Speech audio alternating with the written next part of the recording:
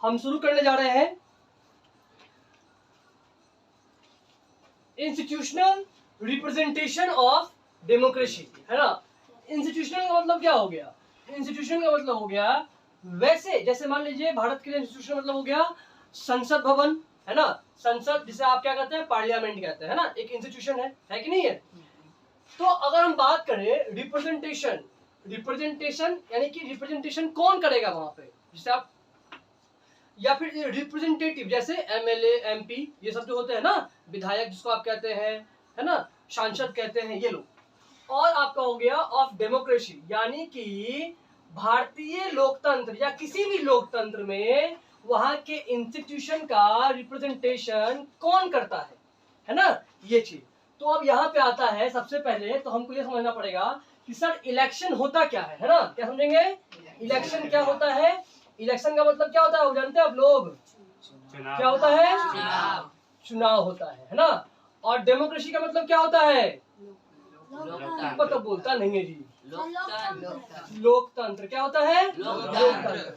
यानी कि वैसी प्रक्रिया जिसके द्वारा हम अपने रिप्रेजेंटेटिव यानी कि अपने ही जो हमारे बारे में हमारे लिए जाकर के संसद भवन में या फिर आपके राज्य में अगर तो जैसे विधानसभा में विधायक होते हैं वो जाकर के आपके बारे में वहां पे आपकी जो समस्याएं हैं वो रखेंगे, है ना। तो उनको हम क्या कहते हैं? रिप्रेजेंटेटिव कहते हैं, है ना। तो ये आपका इलेक्शन होता क्या है तो समझ चुके हैं आप। हाँ, चुनाव प्रक्रिया के तहत ही आपके प्रधानमंत्री चुने जाते हैं, है ना। चुनाव प्रक्रिया के तहत ही आप एमएलए एमपी सब चुनते हैं। इलेक्शन कैसे होता है, इसकी प्रक्रिया क्या होती है, आगे हम समझने वाले हैं इसी चैप्टर में। तो आगे आएगा आपका डेमोक्रेसी। डेमोक्रेसी क्या होता है सर? लोकतंत्र। क्या होता है? तो to the people by the people for the people, यानी कि लोगों द्वारा लोगों से लोगों के लिए चलाए जाने वाली शासन प्रणाली को क्या कहते हैं? लोकतंत्र कहते हैं या डेमोक्रेसी कहते हैं, है ना। जहां पे जनता ही सरकार चलाती है, इनमें हम ही सरकार चुनते हैं ना। जनता से जनता के लिए सरकार चल किसके लिए रही है? हमारे लिए चल रही है ना, तो जनता के लिए, जनता से जनता के लिए, है ना। और जनता द्वारा यानी कि सरकार में भी जो लोग हैं हमारे आपके बीच के ही हैं, तो हम ही लोग मिलकर के क्या करते हैं? सरकार चलाते हैं। तो ये हो गया आपका डेमोक्रेसी। हालांकि आपको ब्रॉडर मीनिंग हम बहुत पहले भी समझा चुके हैं, है ना। तो चैप्टर फर्स्ट में आगे आता है आपका यूनिवर्सल अडल्ट फ्रेंचाइजी। अब यूनिवर्सल अडल्ट फ्रेंचाइजी ना जाने कितनी बार एग्जाम में पूछ चुका है कि नहीं है? पूछा है ना। आफ्टर तो यहां पे हम समझते हैं the universal adult franchise is one of the most important categories of Indian democracy.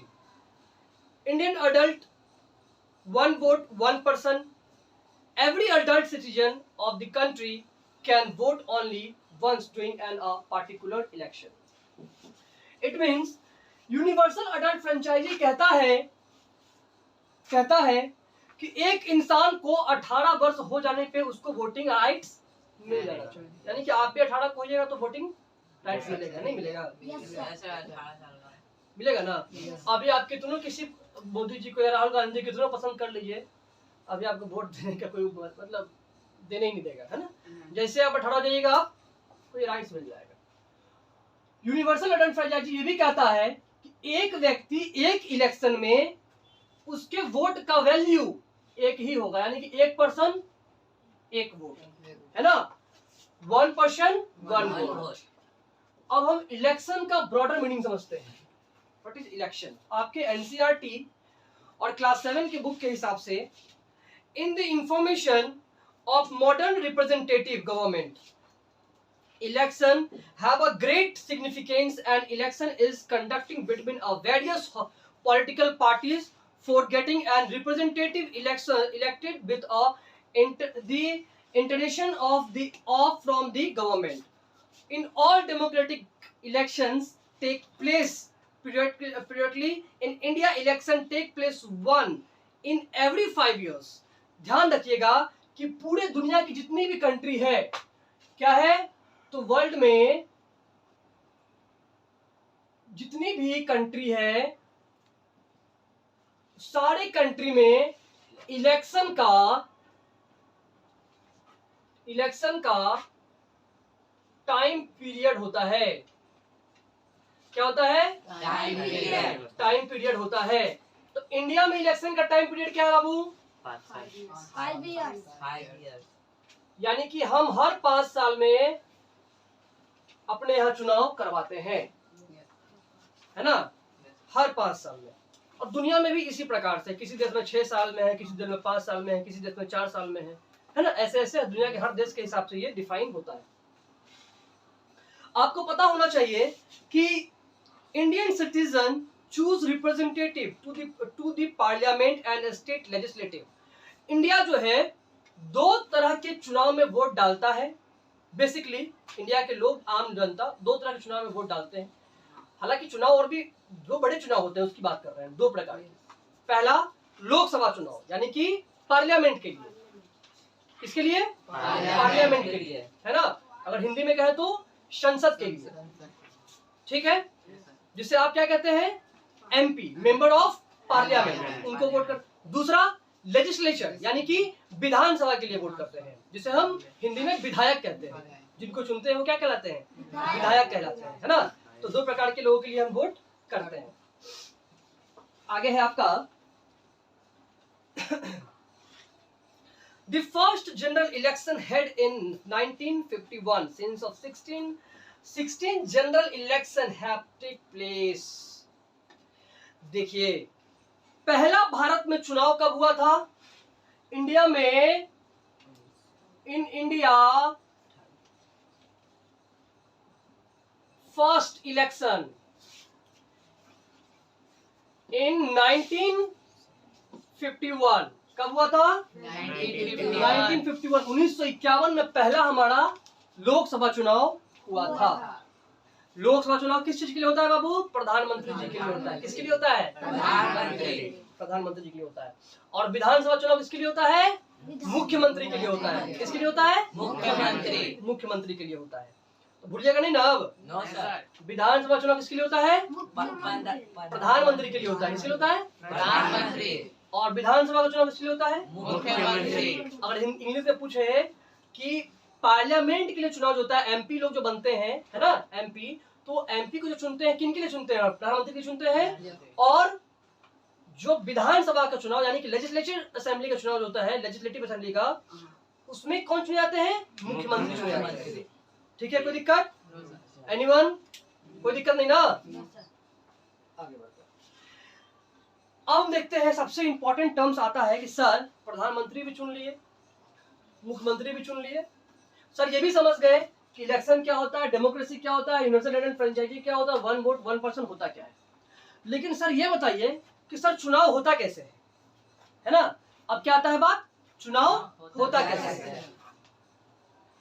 देखिए, in the information of modern representative, एक second, the process, the purpose of election, the purpose of election, the country is divided into different division are called constituencies. देखिए समझिएगा, जब election होता है, तो दो देश को अलग अलग पार्ट में, यानी कॉन्स्टिट्यूएंसीज में बांटी जाती है। सिंपली समझे तो अगर देश में चुनाव होता है तो अलग अलग स्थान के रूप में देश को क्या कहता है? बांटा जाता है। जैसे पटना की बात करें बाबू, तो पटना को 2 पार्ट में बांटा गया। इसको आप पटना अगर मानते हैं ना, तो पटना को 2 पार्ट में बांटा गया है आपका, है ना, 2 पार्ट में बांटा गया। एक कर दिया गया है दीघा। क्या कर दिया गया है? दीघा। हम जो यहाँ पे हैं, हम लोग दीघा क्षेत्र में आते हैं, है ना।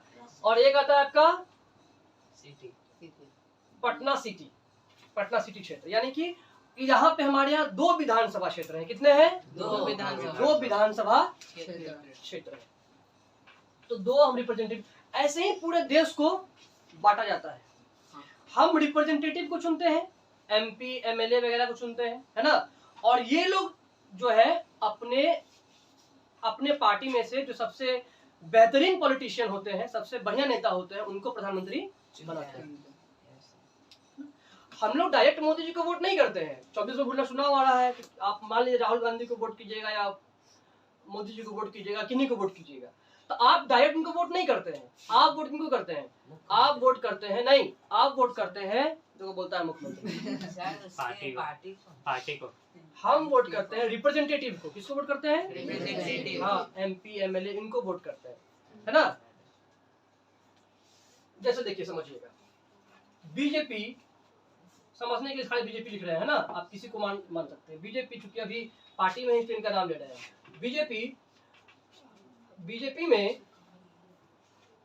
बीजेपी क्या की है कि बोलती है कि मेरे पार्टी से अगर मेरी पार्टी जीतती है, मेरी पार्टी जीतती का मतलब क्या है कि मेरे पार्टी के MP यानी कि मेंबर ऑफ पार्लियामेंट जीतते हैं, तो जितने भी MP होंगे उनमें से प्रधानमंत्री हम मोदी जी को बनाएंगे, क्योंकि मोदी जी खुद भी एक MP है ना।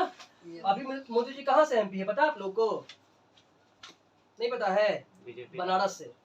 कहाँ से है? बनारस से। देखते, Lok Sabha election are elected head from formation of government at the centre. अगर हम बोलेंगे बाबू, अगर हम बोलेंगे कि लोकसभा, क्या बोलेंगे?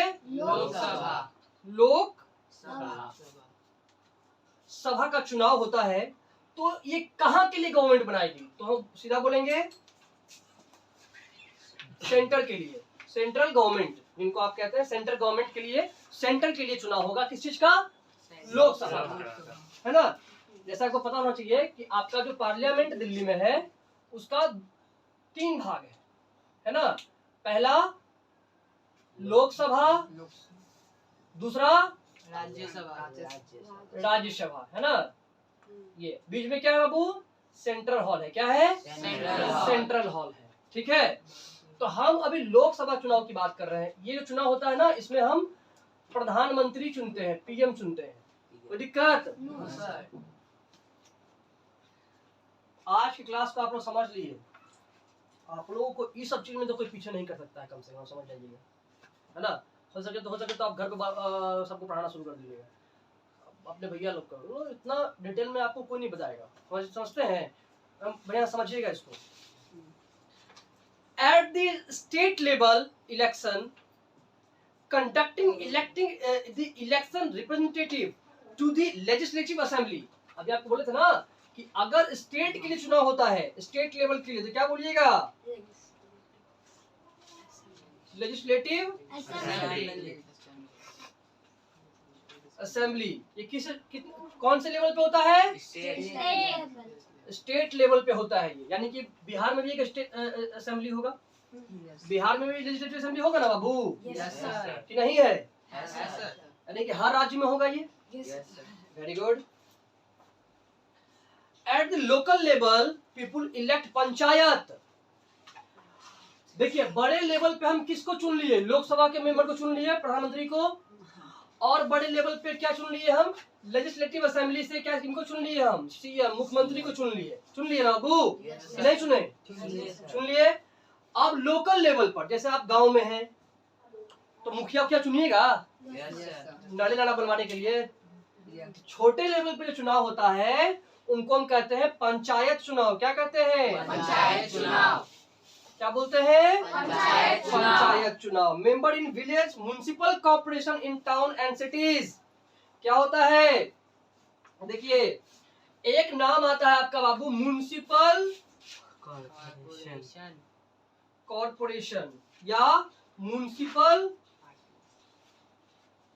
काउंसलर्स। क्या होता है? Municipal councillors. ये जो होते हैं टाउन में होते हैं। कहाँ होते हैं? किसी भी स्टेट के राजधानी में म्युनिसिपल काउंसलर या म्युनिसिपल कॉर्पोरेशन होता है, जो कि इन पे नजर रखता है कि सही से काम कर रहा है कि नहीं कर रहा है। और पैसा वैसा भी यही देता है इसको, है ना। अब देखिए बाबू, सबसे इंपॉर्टेंट चीज पे आ गए हम कि सर हम इलेक्शन तो समझ गए कि किसका इलेक्शन प्रधानमंत्री के लिए होता है, किसका मुख्यमंत्री के लिए होता है, अब पंचायत वाला इलेक्शन किसके लिए होता है। सर ये बताइए कि इलेक्शन करवाता कौन है, इलेक्शन कौन करवाता है? आखिर मुख्यमंत्री और प्रधानमंत्री इलेक्शन करवाएंगे तो वो अपना इलेक्शन करवाएंगे, अपना आदमी को रखेंगे, तो फिर बार बार अपने वोट डलवा लेंगे वो? नहीं, पकड़ पकड़ के दो पुलिस लगा दिए, वोट डालो, हम ही को वोट डालना, समझ जाना, नहीं तो है ना, ऐसा करवा सकते हैं। तो आप क्या कीजिए, तो यहाँ पे एक प्रश्न निकल कर आता है कि इलेक्शन कमीशन क्या होता है। देखिए सिंपली समझिए बाबू, तो इलेक्शन जो करवाता है ना वो अपने आप में स्वतंत्र होता है, उसके ऊपर प्रधानमंत्री राष्ट्रपति का कुछ प्रधानमंत्री और मुख्यमंत्री का कुछ नहीं चलता है ना। वो आईएएस आईपीएस अधिकारी के रैंक के लोग होते हैं, उनको यहाँ पे चीफ बनाया जाता है, मेन जो रोल में होते हैं वहाँ पे ऑफिस में होते हैं, वो वही क्या करते हैं, इलेक्शन करवाते हैं। ये किसी के तरफ नहीं होते हैं, बात समझ रहा है। एक बार आपका एनसीईआरटी पढ़ देते हैं ताकि घर में समझ में आए। The election process is conducted by supervised by the independent body called a election commission. ये जो इलेक्शन होता है, इलेक्शन सुपरवाइज किया जाता है, सही हो रहा है, गलत हो रहा है, कैसे करना है, कैसे नहीं करना है, सब कौन देखता है, इलेक्शन कमीशन देखता है। तो अब आपसे क्वेश्चन पूछेगा एग्जाम में या कोई भी पूछ दे कि इलेक्शन कौन करवाता है, क्या बोलिएगा, इलेक्शन कमीशन। कौन करवाता है, इलेक्शन कमीशन। एक बार बच्चा से पूछे बाबू बोले इलेक्शन कौन करवाता है, तो बोलता है प्रधानमंत्री। तो प्रधानमंत्री इलेक्शन खुद ही करवाएंगे, बार बार अपने जीतेंगे, वो नहीं जीतेंगे,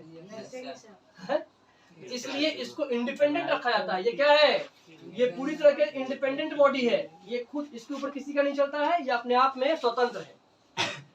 किसी का नहीं चलता है मतलब ये नहीं कि इसके ऊपर कोई है ही नहीं, संविधान इसके ऊपर है ना, सुप्रीम कोर्ट है, लेकिन ये अपने आप में क्या है, स्वतंत्र है। देखिए उसके बाद आता है आपका चीफ इलेक्शन कमिश्नर। देखिए समझिएगा, The election commission fix announcements of the dates of the election, ensure that elections are held peacefully. The commission prepare vote list is the contain the name of all the adult citizen of country the eligible to vote, a system of photo identity. जो election commissioner होते हैं, जो mainly election commissioner कौन होते हैं, तो election commission के head होते हैं। ये चुनाव करवाना है तो चुनाव पीसफुली हो, शांति से हो, कोई भी भागा दौड़ी ना हो, कुछ भी इसमें गलत ना हो, अच्छे से चुनाव हो जाए। इसके लिए हम क्या करते हैं, तो पहले वोटर लिस्ट जारी करते हैं। क्या करते हैं, वोटर लिस्ट जारी करते हैं कि ये इतने लोग हमारे विधानसभा क्षेत्र में आते हैं या हमारे देश में आते हैं, और सबके घर तक वोटर लिस्ट पहुंचता है।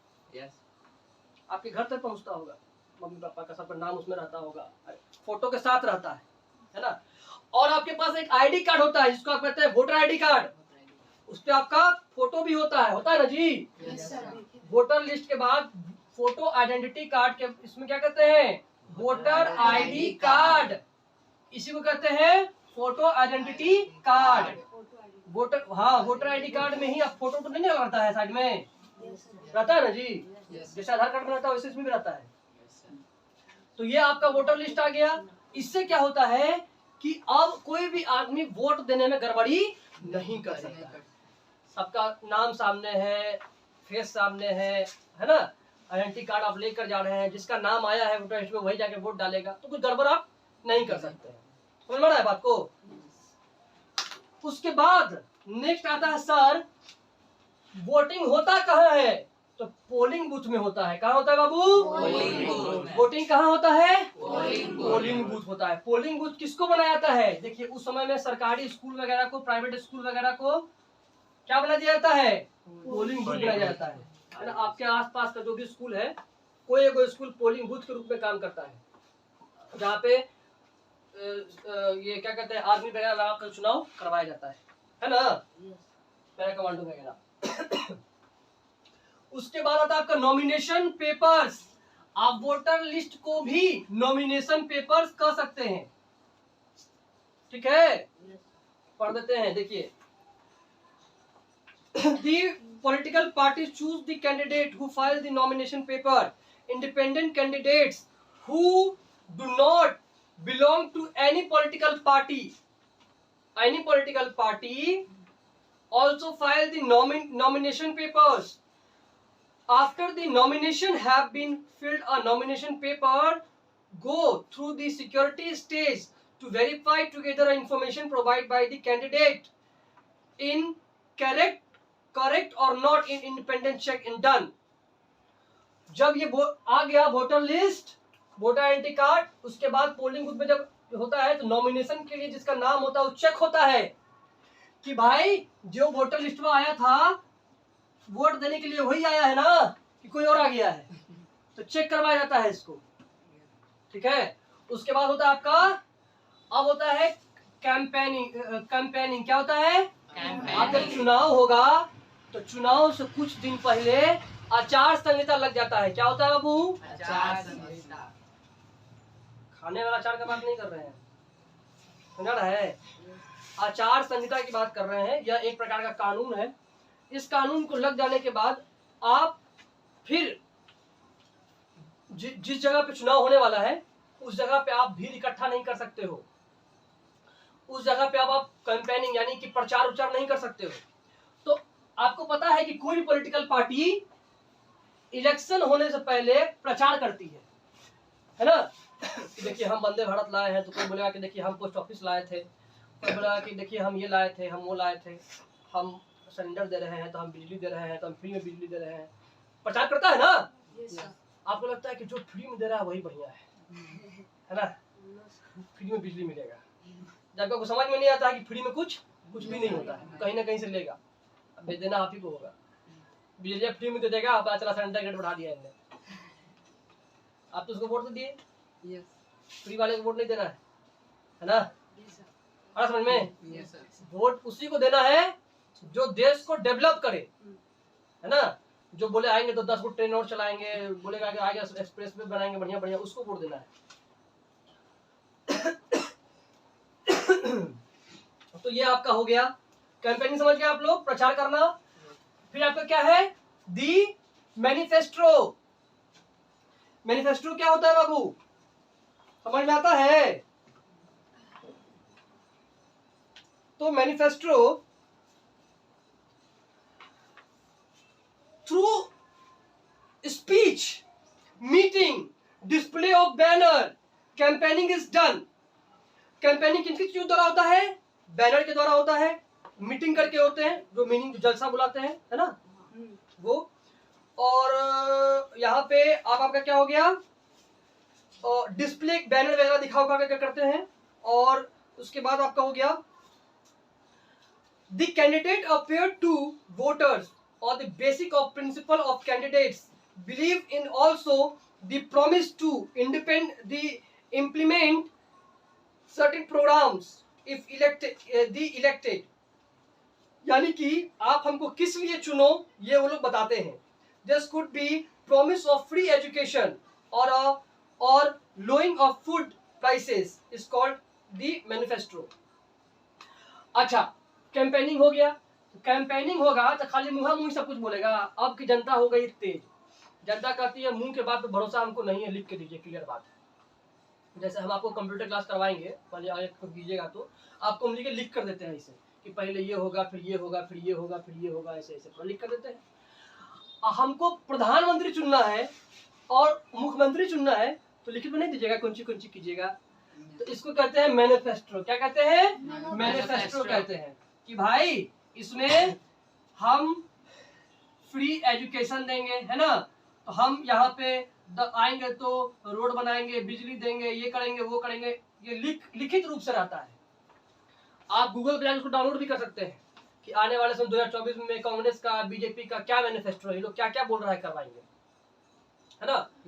पढ़ लीजिए उसको, देखिए लोग क्या बोल रहा है करवाने के लिए, उसके बाद वोट कीजिए, है ना? तो ये हो गया आपका मैनिफेस्टो। समझ में आ गया मैनिफेस्टो क्या होता है? मैनिफेस्टो समझ आ गया ना बाबू? क्लियर सबका?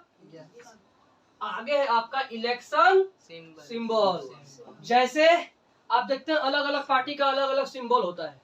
आप कोचिंग में आते हैं थपड़ा में सिंबल है ना ये वाला, इससे पहचान कर लेते हैं कि अच्छा ये हमारे कोचिंग है। पहचान कर लेते हैं ना? Yes, sir. हाँ, ये वो कलम है, उसमें फूल लगा हुआ है कि नहीं? हाँ. ऐसे ही हर पार्टी का अपना, जैसे बीजेपी का कमल छाप हो गया, कांग्रेस का पंजा छाप हो गया, आम आदमी पार्टी का झाड़ू छाप हो गया। हाँ है, तो इन लोग को आप पहचान लेते हो क्या है ये? इलेक्शन सिंबल है इन लोगों का, एक तरह से लोगो कह लेते हैं इसको आप। इस पार्टी को पहचान लेते हैं। समझ में आ गया? कोई दिक्कत? आगे आगे आपका होता है सर, इतना तो समझ गए, इलेक्शन करवाता कौन सी पे है? तो क्या लिखा हुआ है बाबू? Election voting machine. Electronic voting machine, election voting machine. कौन बोला? इठाई का चिल्ला। क्या हो गया? Electronic voting machine. पहले होता था पेपर से, पेपर पे लिखिए, आदमी आता था किसी का, आके थप्पा मार देता 10 वाड़ा में, चला गया लेकर के, वो भी हो गया। और दूसरा पूरा का पूरा डब्बे गायब कर देता था, थप्पा मार देता था ये वो का पता चला किसी बहुत मेहनत से चुनाव करवाया, और उनमें से 10 गो आया, 50 गो आया, मुंह बांधने उनसे लेके गायब कर दिया। जाओ अब जाकर पूरा वहाँ पे चेंज कर देगा अब सरकार उसका। पहले बहुत होता था ये सब चीज, अब प्लस में गिनने में बहुत टाइम लगता था। यहाँ पे क्या है? इलेक्ट्रॉनिक है, थोड़ा सा गिनती होती है। कुछ गिनती नहीं, ऑटोमेटिकली सब कुछ गिनने रहता है। कंप्यूटर में गिनना पड़ेगा आपको, अपने आप कैलकुलेशन कर लेगा, नहीं कर लेगा। इलेक्ट्रॉनिक वोटिंग मशीन में फायदा है ये सब। तो ये हो गया ईवीएम पे हम क्या कराते हैं? चुनाव कराते हैं। एग्जाम में पूछेगा चुनाव किस चीज पे होता है? ईवीएम पे होता है। फुल फॉर्म ईवीएम का क्या होता है? Electronic voting machine. आगे आपका पॉलिटिकल पार्टीज, आपको पता है भारत में बहुत पॉलिटिकल पार्टी है ना?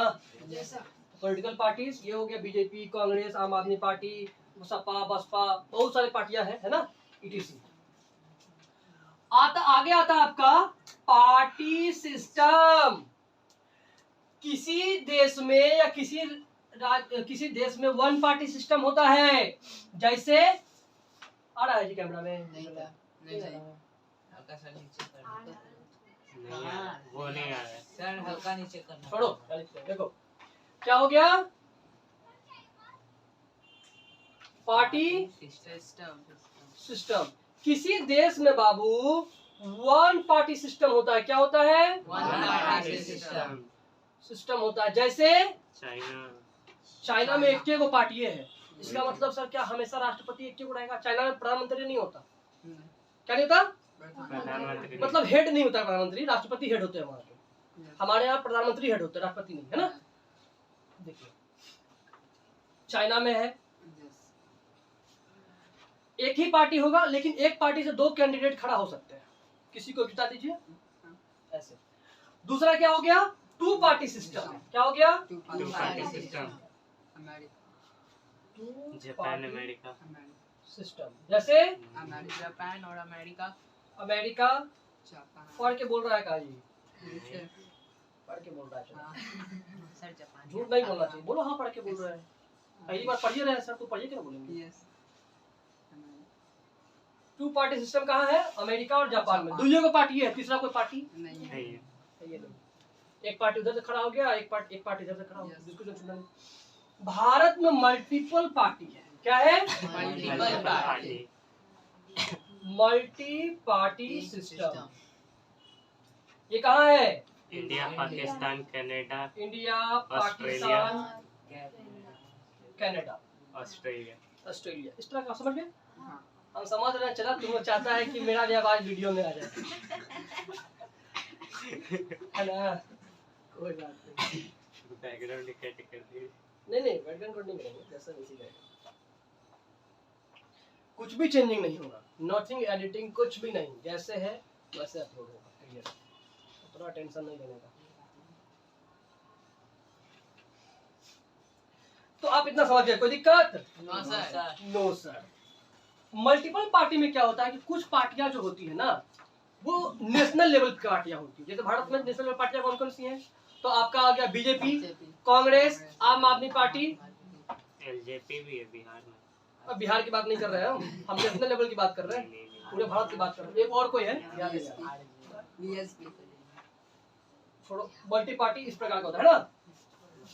तो ये पार्टियां सब लोग चुनाव लड़ सकती हैं। किस चीज के लिए? प्रधानमंत्री जी के लिए। लोकसभा चुनाव सब लोग लड़ सकती है ना? लेकिन अगर यहाँ पे कोई दूसरा पार्टी बना ले, चुनाव लड़ने के लिए बनवे नहीं करेगा, क्योंकि यहाँ का संविधान अलाउ नहीं करता है। यहाँ के दो पार्टी के तीसरा पार्टी नहीं बन सकता, संविधान अलाउ नहीं करता है। यहाँ चाहते हैं तो आप जितना चाहे उतना पार्टी बना सकते हैं, कोई दिक्कत नहीं है। तो भारत डेमोक्रेसी सब जगह है, लेकिन हम मानते हैं कि ये डेमोक्रेसी ज्यादा बेहतर है, क्योंकि यहाँ पे आपको हर वो चीज के लिए छूट है। जैसे मान लीजिए कि हम अलग पार्टी बनाना चाहते हैं और देश की जनता पसंद कर रही है, उसमें क्या दिक्कत बनाने में? दिक्कत है, होना भी चाहिए, देश की जनता को फ्री है भाई। तो ये आपका हो गया।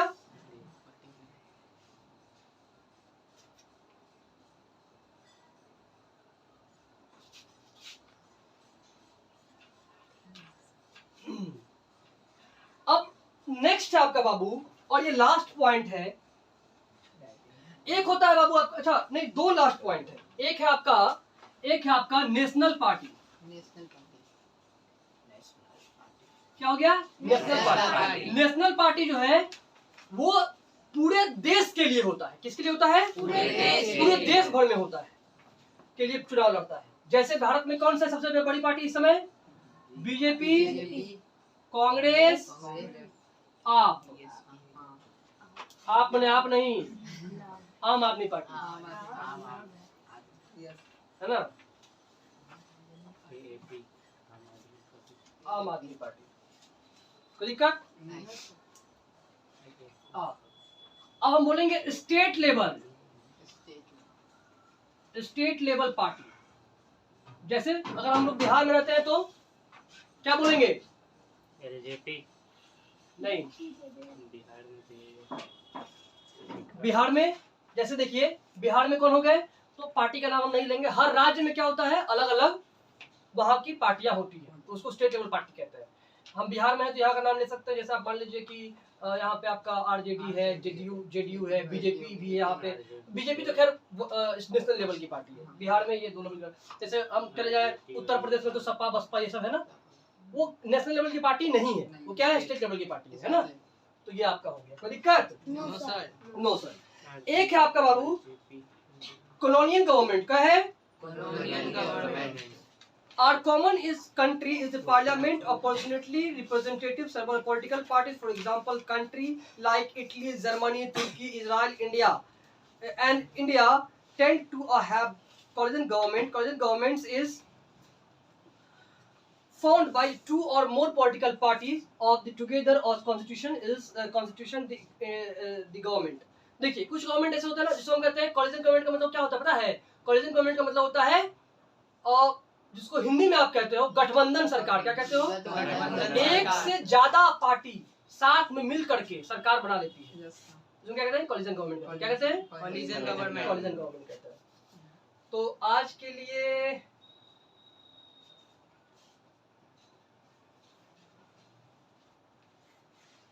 इतना ही। चैप्टर हो गया आपका पूरा खत्म। ठीक है।